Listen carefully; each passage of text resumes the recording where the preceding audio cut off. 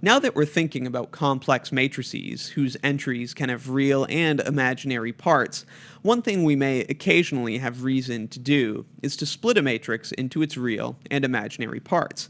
Let's do two quick examples where we have a matrix and we'll find the real part of the matrix and the imaginary part.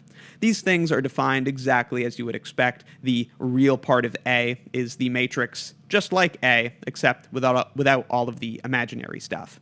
And the imaginary part of A is the matrix just like A, except without all the real stuff. So the real part of A is this 2 by 2 matrix whose entries are the real parts of the corresponding entries of A.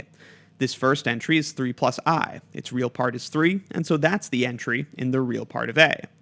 This entry is negative I. It has no real part, so the corresponding entry in the real part of A is 0. And the imaginary part of A works similarly. This entry is 5. It has no imaginary part, so the corresponding entry in the imaginary part of A is 0. This entry is 4 minus 3i. Its imaginary part is negative 3, so the corresponding entry in its imaginary part is negative 3. Note that both the real part of A and the imaginary part of A are real matrices.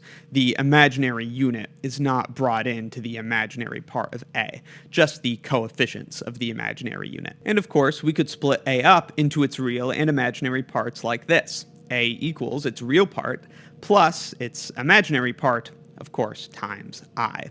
Let's look at the second example. Here is our 3 by 3 matrix A, and here are its real and imaginary parts.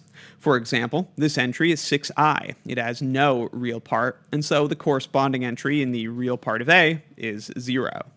This entry is 9 plus 2i. Its imaginary part is 2, and so the corresponding entry in the imaginary part of A is positive 2. Again, neither one of these entries has the imaginary unit. They're both real matrices. This is just representing the real part, and this is representing the coefficients of I. Again, this allows us to write the matrix A in this form, its real part plus the imaginary unit times its imaginary part. Let me know in the comments if you have any questions, and be sure to check out my linear algebra course and linear algebra exercises playlists in the description for more.